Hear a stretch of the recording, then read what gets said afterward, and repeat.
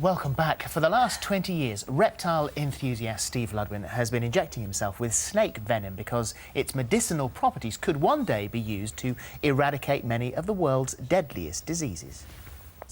The northern Pacific rattlesnake is one of the deadliest snakes in North America. Its venom is particularly known to cause huge tissue damage and destroys red blood cells in the internal organs, eventually causing death.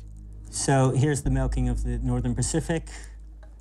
Sometimes they bite, sometimes they don't. You have to coax them. There you go, come on.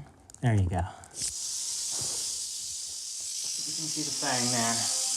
That's just the tip of the fang coming out. And there's your liquid. That's the venom. Good gracious. Well, Steve joins us now along with scientist Dirk Budker, and welcome both of you. Thank we you. were looking in the break there, we were looking at these two snakes. What are these?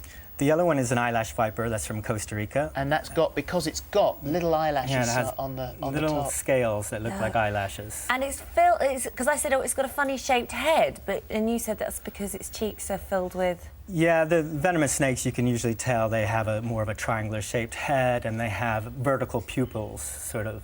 You can tell. What's the green one? The green one is from Southeast Asia. It would be a bamboo tree viper, and yeah. So. And on the scale of their lethal nature, how high would they be? They're known killers, yeah. So that they make antivenom for these snakes. And So where has this fascination with snakes come from? I really was born with a passion and love for reptiles, and especially snakes. From like when I was 3 years old, I was drawing pictures of snakes and just talking about snakes. So I was born with it. But it's a big leap to go from drawing snakes to then injecting yourself with a snake's venom. So there was a guy that you went to see when you were younger, and he was doing this. When I was 8 years old, I went down to the Miami Serpentarium and met a guy called Bill Haast, and he's the first Westerner to start injecting himself with snake venom. He started in 1948. He's now 99 years old, and he's a picture of health.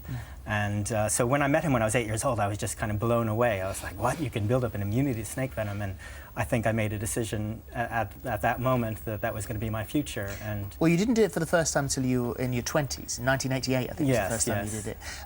So when you do something like that for the first time, and you know, we say this now, if you were to even consider attempting this yourself, then you will die. It's as simple as that. But when you did that, and you'd spoken to Dr. Haast, and so that first time it's done, you've got to get the dose absolutely right, haven't you? Yeah, I mean, it was pretty crazy because there was no internet obviously back then, and there were no books on the subject. It was just, you know, it was real guesswork for me.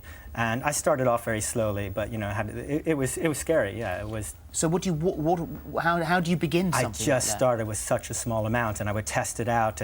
But back then, my arm. Here's one that we did earlier. We did an injection earlier. Sort of here's what we baked earlier. That was done about a half an hour ago. Is this sore to touch? No, it's not. Was it sore when you did it? It hurts for about 2 minutes. So that's it feels just your body's natural reaction to the venom. And does that? I mean, that looks really painful. It looks it, but it isn't, surprisingly. But you know, 20 years ago when I started, it would take me 3 weeks to recover. I would have the most horrific bruising, purple, yellows, greens. But now I'm doing this weekly. And the next day, that won't be there, and there will be you won't see anything. This is the shot of you milking the snake to get the venom out, and this hasn't been without its potential catastrophe. I mean, it has nearly killed you, hasn't it? I did have a humorous incident about 2 years ago. I was very lazy, and I had milked 3 different snakes into the syringe, and I think I got distracted, and I put it into my arm. And I only wanted to press down on the plunger just a little bit, and the whole thing just went whoop all the way down to the end. I pulled it out. I was like, oh my God. It was the worst pain. And basically, I didn't go to the hospital till the next morning. My girlfriend was begging me to go to the hospital because I thought I could beat it, but my hand just swelled up. I couldn't, you know, in the morning, my elbow was filled with liquid and it was going black. So I had to go to the Whittington Hospital, and I arrived, and they were immediately like, what is wrong with your arm? And I said, snake bite. And they're like, really? You know, this is unusual in this country. So they rushed me through, and 3 doctors came out, and they said, what snake bit you? And I had to say at that moment, well, actually, a mixture of there's 3. And I wasn't bitten. I purposely injected it into my arm.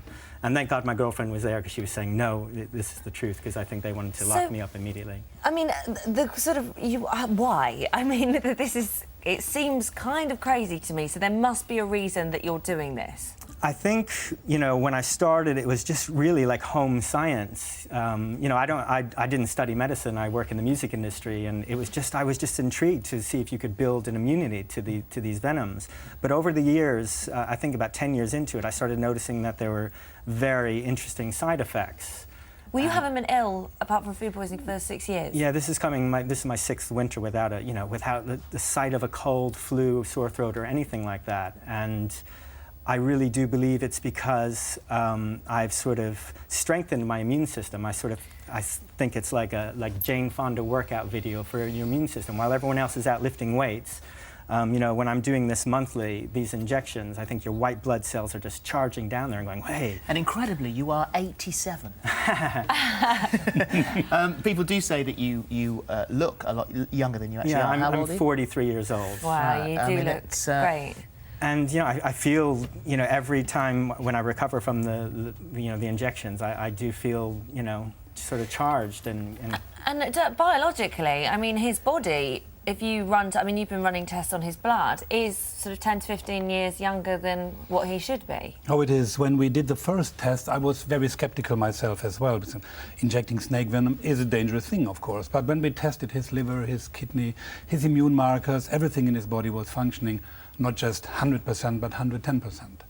So he's amazing. Something is in his immune system, and not just that he's good taking up the snake venom, but his immune system is good enough maybe to be a medicine, to develop a medicine for the future. In what way? How could it be used? Well, it is used in cancer treatment already, breast cancer, lung cancer. It is used in reducing blood pressure already, and diabetes. So there are a couple of medication out there which contains already snake venom. But the experiment we do is based on bacterial growth. So we are on the way of trying to inhibit growth of certain type of bacteria, like be it E. coli, be it Staphylococcus aureus. So bacteria that is resistant to antibiotics Yes, may so not be developing a new resistant drug. to this. So In the meantime, I mean, do you think that in the future we would all look back and think, good, do you remember the days when we didn't take our snake venom pills or whatever? That's possible. They said the same in the past, when before we had antibiotics. No? And bacteria killed us. Now many bacteria are so resistant to antibiotics that we have to develop something new. Snake venom, known for centuries as has some medicinal properties, is the future for medicine. And Steve, there's also an anti-aging cream that's been out in the market for the last 2 years that lots of celebrities have been using, that's proven to get rid of wrinkles and stuff like that. And that has snake venom in it? Yeah, it's been in all the papers and stuff. Yeah, it has a synthetic snake venom in it. Well, in this show... That's not a real snake venom. They had to make it synthetic to... Yeah, that's how the pharmaceutical industry works. It's, yeah, that's how they patent the idea, and that's how they make their money, I guess. Well, this show that you're doing tonight, The Man Who Injects Venom, is tonight at 8 on 5, and I will certainly be watching it. Do you inject yourself with the venom of a coral snake, 9 times stronger than the venom that you're used to? I did on this documentary, yes, and it was for weeks. Doctors were saying, don't do it, and I went. I felt, yeah, you know, instinct. I sort of work on instinct, and it was telling me that my body would be able to deal with it, and well, you'll have to see the documentary, but I'm still here. You were, as we said initially, you were watering down the venom sort of 1,000 times, but now you're on almost neat venom. Yeah. Dilution rate is now 1 to 4. 1 to 4. Yeah. And how often do you do this? Once a week now. Once a week. Yeah. So if you got bitten in the wild by, you know, outside by a snake, well, it's not you might be in the wild, but the snake would be in the wild, would you survive? Yeah, I think I've kind of proven that already. You know, it is science. It is possible to build up an immunity to the venoms. Gosh, it's unbelievable. That's how anti-venom is made. If you were to be bit by a snake, they inject horses with the snake venom, so they kind of get them ill, and then they recover, and then they build up antibodies, and they draw that out, and you're injected with the horses. Well, thank you, Steve. It's a pleasure to meet you. Absolutely fascinating. Thank you, Thank you very much indeed. And as we said, it's 8 o'clock tonight on Channel 5. See you after the break.